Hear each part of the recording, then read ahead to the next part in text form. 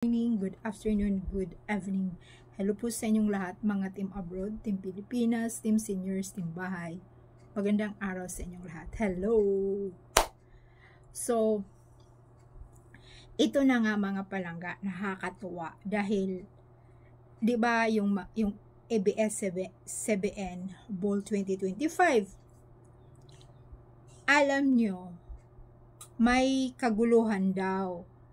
So, siyempre, malalaman mo kasi kung sa kaka-scroll, siyempre maghanap tayo kung anong nangyari kay Mingay doon sa kung magkasama ba sila doon sa party. Kasi pagkatapos ng rampahan, may party, may inuman, ganun, may sayaw-sayawan, ganun. So, ang nangyari, wala akong nakita. Mayroon ba kayong nakita mga palangga na magkasama sila? Kasi pagkatapos ng rampa, makita mo babalik parang sa kabila na naman sila, doon sila magbibihis kasi sila. Tapos yung pangalawang nakita ko sa Mingay sa video, nakaputi na siya. Syempre hanapin ko yung yung kapartner niya sa pagrampa. Sorry. Di ba? Hanapin mo kung talagang kasama niya buntot-buntot. Pero hindi na na inimbita si Mingay or si Kong. Si Kong kasi talagang ibig-sabihin yan, di ba? Pero si Mingay, hindi naman siya pumirma doon. Sa akin hindi naman siya pumirma ng kontrata sa ABS-CBN. Parang binigyan lang din siya ng kontrata. So, magkaiba naman yung pumirma ka at saka yung parang ka lang. Siyempre, di ba, inalok ka lang sa isang sa isang project na yan. Pero, ang sabi kasi, pag mga ganyan na klase, medyo malaki ata ang bayad. Pag hindi ka talaga yung ka sa kanila ka-perma. Sabi na babasa ko lang, hindi natin alam. So ayan na, siguro inimbitan si Mingay. So pero hindi ko nga nakita kung andoon sila sa party kasi magkakaiba, siya na lang yung mag-isa. So ang nangyari, mayroon palang kaguluhan, sabi pa nga ni CF. Alam nyo, hindi natin alam kung talaga dahil yung mga artista iba din yung papakita nila, 'di ba? Sinabi ko na kung sa harap, tapos sa totoong buhay magkaiba. Mayroong ganun na parang katotohanan yung ginawa nila, pero yung iba talaga gusto na yung private, 'di ba? Yung katotohanan nila hindi nila nilalabas kasi showbiz nga naman, lalong-lalo na ngayon. So yung na ko lang kay CF na panood ko pero siyempre hindi ko naman yan siya may lang kasi yung nag-share. So na ko yung kay CF kasi iba-iba naman yung source. Siyempre yung session niya sasabihin niya ito katotohanan, yung source ko ganito. Ewan ko kung gaano baka talaga katotoo yung source niya, di ba? Nagkagulo dahil andoon din si Catherine Bernardo. Hinahanap nga ng mga fans kung pupunta si Alden na naman. Di ba?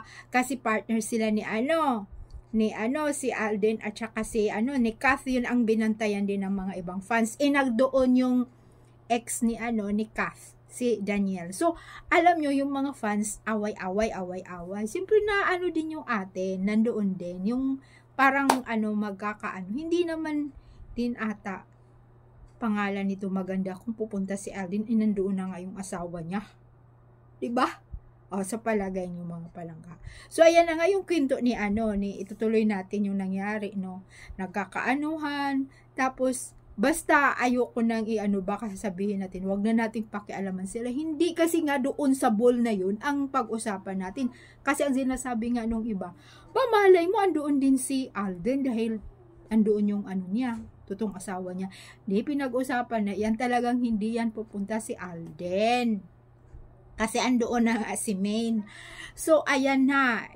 Siyempre, no, na naman yan. Dami na namang mga i-interviewin na naman. Bakit, hindi na kayo isnaban? Gano'n na naman, di ba? So, yan, sinuntok daw si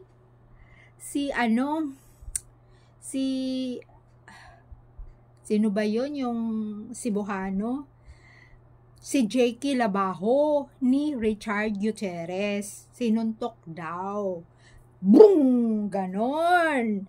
Sabi ni CFA, hindi ko lang alam kung ano na naman ang kwento ni OG kasi yung source, ganon source, tapos magpunta na naman yan kay Boy Abunda, sino na naman yung source, ganon ang mga artista, pero sa totoong buhay hindi.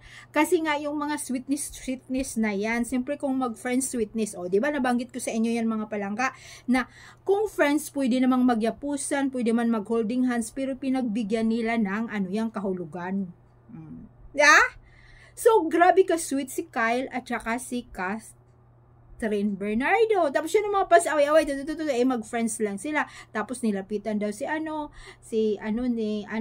Cass, kasi parang sabi dahil doon si Daniel, para bang nagsisilos, yun sabing ganon, na parang nagsisilos daw si Daniel kasi masyadong sweet sila ni Chari at saka si Cass.